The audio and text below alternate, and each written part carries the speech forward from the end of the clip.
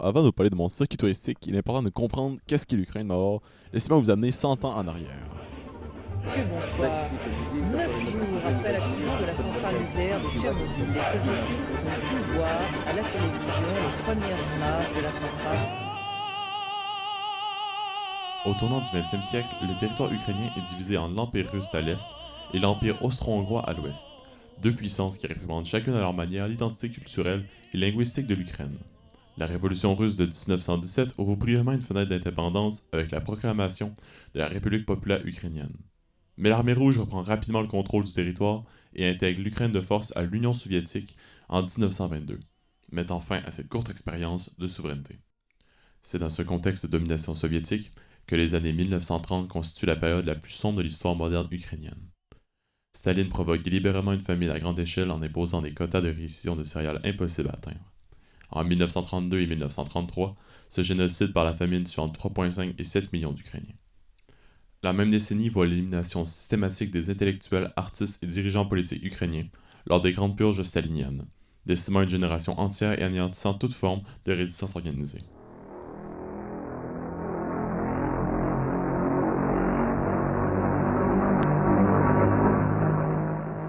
Ce climat de terreur et d'affaiblissement du peuple ukrainien rend le pays d'autant plus vulnérable lors de la Seconde Guerre mondiale. L'Ukraine est occupée par l'Allemagne nazie de 1941 à 1944, subissant l'une des occupations les plus brutales du conflit. Le massacre de Babi Yar à Kiev en septembre 1941, où plus de 33 000 juifs sont exécutés en seulement 2 jours, illustre l'horreur de cette période. Au total, le pays perd entre 5 et 8 millions de civils avant d'être progressivement libéré par l'armée rouge en 1943 et 1944. Malgré cette libération, l'Ukraine ne retrouve pas de souveraineté réelle et demeure sous domination soviétique, intégrée de force dans un système centralisé qui étouffe toute expression nationale distincte. Accident dans une centrale nucléaire près de Kiev en Union soviétique. Il y aurait de nombreuses victimes. Un nuage radioactif dérive des pays scandinaves vers la Tchécoslovaquie. L'URSS demande à la Suède son assistance. La méfiance envers Moscou, déjà profondément ancrée dans la mémoire collective, se renforce encore en avril 1986, lorsque l'explosion du réacteur numéro 4 de la centrale nucléaire de Tchernobyl provoque la pire catastrophe nucléaire civile de l'histoire. Le régime soviétique tarde à informer la population et la communauté internationale, aggravant considérablement les conséquences humaines et sanitaires. Cet événement contribue à accélérer le mouvement d'émancipation nationale et 5 ans plus tard, dans le contexte de l'effondrement de l'URSS, l'Ukraine déclare son indépendance le 24 août 1991. Confirmé par le référendum à plus de 90% de la population, retrouvant ainsi sa souveraineté pour la première fois depuis des siècles. La transition vers la démocratie s'avère cependant difficile et douloureuse. La décennie qui suit l'indépendance est marquée par une crise économique sévère, une inflation galopante, la privatisation chaotique des entreprises d'État et une corruption généralisée qui s'installe durablement dans les institutions. La société civile ukrainienne se mobilise néanmoins à 2 reprises pour défendre ses droits. En 2004, la révolution orange contraint l'annulation des élections présidentielles frauduleuses et impose un nouveau scrutin. Puis en 2013 et 2014, la révolution du Maïdan renverse le président Yanukovych, jugé trop proche de Moscou, après plusieurs mois de manifestations et de violents affrontements à la place Maïdan à Kiev. En réponse à ce changement de pouvoir, la Russie annexe la péninsule de Crimée en 2014, en violation du droit international et soutient des séparatistes armés dans la région du Donetsk et du Lugansk, dans l'est du pays, marquant le début d'une confrontation ouverte dont les racines plongent dans plus d'un siècle de domination, de résistance et de quête identitaire. Le conflit qui s'installe à Donbass fait plus de 14 000 victimes en 8 ans, sans que la communauté internationale parvienne à imposer une solution durable. Принято решение о проведении специальной военной операции. Ее цель – защита людей, которые на протяжении 8 лет подвергаются издевательствам, геноциду со стороны киевского режима. И для этого мы будем стремиться к демилитаризации и денацификации Украины, а также преданию суду тех, кто совершил многочисленные кровавые преступления против мирных жителей, в том числе и граждан Российской Fédération. Le 24 février 2022, la Russie franchit un nouveau seuil en lançant une invasion militaire à grande échelle du territoire ukrainien, sur plusieurs fronts simultanés. Contrairement aux attentes de nombreux observateurs, l'Ukraine résiste militairement. Le président Zelensky reste dans la capitale et devient le symbole de la résistance ukrainienne sur la scène internationale. Le pays obtient le statut de candidat officiel à l'Union européenne en juin 2022. Le conflit qui a provoqué le déplacement de millions de personnes et causé des destructions massives sur l'ensemble du territoire est toujours en cours aujourd'hui. Ok, good. Vous avez dû comprendre avec le petit contexte historique que j'ai fait que l'Ukraine est vraiment une destination en fait, pour les personnes courageuses qui sont pas trop stressées, pas trop inquiètes. Donc, ça fait plaisir de vous présenter le petit circuit touristique que j'ai fait pour une durée de 2 jours, qui, je trouve, vraiment fait une belle revue de qu'est-ce que l'Ukraine a à offrir présentement. Et pour les personnes, par exemple, passionnées d'Urbex, vous allez voir, on a une dernière journée qui est très, très, très intéressante et qui est vraiment, selon moi, incroyable et un vrai rêve, littéralement. Donc alors, sans plus tarder, j'arrête de vous faire attendre et je vous présente mon petit circuit touristique. Et je suis vraiment désolé pour la voix que je vais avoir pendant la présentation parce que je ferai ça la nuit et je ne pouvais pas parler très fort avec beaucoup d'expressions, donc je suis vraiment désolé. Mais voilà, allez hop. Le cœur historique de Kiev. La journée débute à la gare de Pivnitchna, point d'arrivée dans la capitale ukrainienne. Un trajet de bus de 16 minutes conduit directement à l'hôtel, situé au cœur de la ville. L'hébergement pour ce séjour est l'hôtel Ukrania, situé sur la place Maidan, l'une des places les plus emblématiques de Kiev, inaugurée en 1661. Cet édifice de style soviétique domine le centre-ville et offre une vue directe sur l'animation du quartier. Son emplacement central en fait une base idéale pour explorer la capitale à pied. Le déjeuner est prévu au Café Marco, à 14 minutes à pied de l'hôtel. L'établissement propose une cuisine ukrainienne traditionnelle dans un cadre décontracté et chaleureux. La carte met à l'honneur les spécialités locales, vareniki maison, borsch préparé selon la recette classique et diverses entrées froides typiques de la région.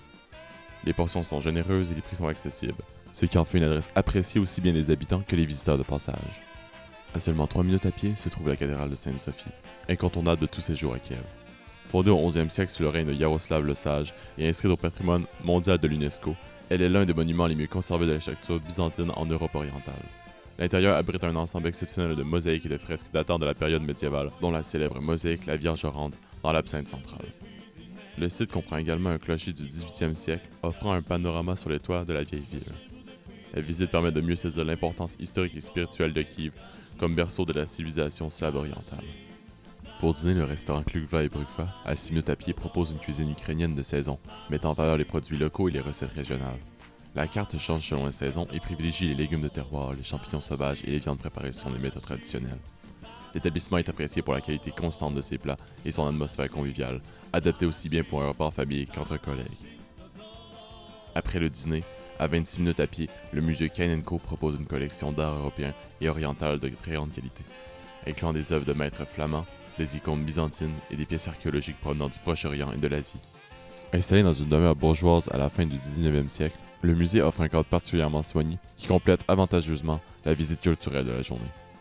La journée se termine au restaurant Utorets d'Dnipro, accessible en 32 minutes de bus, situé au bordure du Dnipro. L'établissement est reconnu pour sa cuisine traditionnelle ukrainienne et son cadre au bord de l'eau. La ville de l'atome. La journée débute par le déjeuner à l'hôtel Ukrania, avant de prendre la route pour une des excursions les plus marquantes de ce séjour. Un trajet de bus d'environ 2h30 conduit jusqu'à la zone d'exclusion de Tchernobyl, à une centaine de kilomètres au nord de Kiev. Cette excursion est obligatoirement organisée avec un opérateur agréé qui prend en charge les autorisations d'accès, le transport et l'accompagnement sur place. La visite de la zone d'exclusion nécessite quelques précautions de base. Des vêtements couvrants sont obligatoires, des manches longues, des pantalons longs, des chaussures fermées. Aucune zone de peau à exposer n'est recommandée sur le terrain. Un dosimètre est fourni par l'opérateur pour mesurer votre exposition aux radiations tout au long de la journée. Il est interdit de toucher les surfaces, les objets abandonnés ou la végétation. Aucune nourriture ni boisson ne doit être consommée à l'extérieur des zones autorisées. Et un contrôle radioactif est effectué à la sortie de la zone. Alors il y a certains lieux qui sont assez importants à visiter lors de cette visite. La centrale nucléaire de Tchernobyl, donc le réacteur numéro 4 qui est à l'origine de l'explosion et qui est aujourd'hui recouvert par le nouveau sarcophage qui est une structure métallique achevée en 2016. La ville de Pripyat, construite en 1970 pour loger les travailleurs de la centrale. Cette ville de près de 50 000 habitants a été évacuée en 36 heures après l'accident. Et elle est aujourd'hui figée dans le temps. Donc il y a une grande roue abandonnée, des écoles, une piscine, un hôpital, des immeubles d'habitation qui sont toujours accessibles lors des visites guidées. Ensuite nous avons le village de Zalicia, qui est l'un des nombreux villages abandonnés, qui illustre le déplacement forcé des populations lors de l'évacuation. Alors pour ce qui est du repas du midi, il est pris en autonomie avec des provisions achetées le matin même avant le départ. Un exemple courant d'une place où est-ce qu'on pouvait acheter de la nourriture, c'est les Silpo, qui est une chaîne de supermarchés ukrainiens présente dans tout le pays où il est possible de se procurer des sandwichs emballés, des salades en barquette ou des soupes instantanées. Les plats préparés ils sont accessibles et pratiques pour un repas consommé sur le terrain, dans les zones autorisées bien sûr. De retour dans la capitale, le souper est prévu au restaurant Tchatchapouri, situé sur le boulevard Tarachenkov, en plein centre de Kiev. L'établissement classé parmi les 10 meilleurs restaurants de la ville sur TripAdvisor propose une cuisine géorgienne authentique, khachapuri au fromage fondu, kilanki et des vins géorgiens. La réservation est à l'avance recommandée car l'établissement affiche régulièrement complet en soirée. Et c'est sur ce délicieux repas que notre séjour se finit. Alors, il est important de rappeler sur quelques enjeux en Ukraine. Premièrement, l'Ukraine reste une zone de guerre active et voyager là-bas n'est vraiment pas comme n'importe quel autre voyage touristique qu'on pourrait faire. Bien sûr, le plus évident, c'est que tous les vols commerciaux internationaux vers l'Ukraine sont fermés. Ils n'existent plus depuis février 2022. Et ils sont recommandés de passer par les voies terrestres. Donc, souvent, on prend le train depuis la Pologne, la Roumanie, la Slovaquie ou la Hongrie. Plus souvent la Pologne que ces autres pays-là, par contre. Et on passe par le train, puis les contrôles à la frontière peuvent être assez renforcés, assez intenses. Donc, tu sais, faut quand même prévoir beaucoup de temps. Ça peut durer plusieurs heures, puis des files d'attente sont quand même longues. Donc, il faut s'armer de patience et être préparé. Une fois à l'intérieur du pays, c'est en la loi martiale. Donc, il y a des couvre-feux, il y a des zones qui sont à accès restreint. Il faut en suivre les consignes des autorités locales en cas d'alerte pour votre propre sécurité. Puis, j'ai eu plusieurs applications justement qui existent pour connaître toutes les alertes qui se passent dans votre secteur. De plus, bien sûr, les compagnies d'assurance. Il n'y a pas beaucoup de compagnies d'assurance qui vont assurer des voyages comme ça, vu que c'est des voyages dans une zone de guerre. Donc, ils font des contrats spéciaux qui coûtent souvent cher. Donc, ça peut être un autre coût qui peut être assez important. Alors, une règle générale, c'est vraiment soyez prévoyant. Connaissez vos horaires d'avance, connaissez les hôtels que vous allez prendre. Informez-vous auprès d'hôtels avant de savoir si c'est caille. Donc, vraiment une mentalité de... Il faut s'attendre au pire, donc il faut prévoir le pire et savoir comment s'adapter, savoir qu'est-ce qu'on va faire. Donc c'est assez important qu'on voyage dans un pays qui est dans ce type de situation-là. Mais en général, l'Ukraine, c'est une destination qui peut être incroyable. Le peuple il est très accueillant, on mange bien, il y a beaucoup de culture à apprendre. Vraiment, c'est une destination qui moi m'attire énormément, surtout pour ma passion de l'urbex. Et si vous avez une passion similaire de l'urbex, ça peut être aussi une zone incroyable à vérifier. Vraiment, c'est... faut pas se laisser brimer justement par qu'est-ce qui se passe dans le pays pour ne pas y aller. Donc, c'est sûr, je vous conseille d'y aller après le conflit. Mais ne vous brimez pas non plus. C'est vraiment une destination elle peut être assez incroyable et garder de sacrés souvenirs. Alors, je vous laisse ici les points les plus importants à se rappeler avant de partir et sur place. Donc, je vous souhaite une excellente journée et merci de m'avoir regardé.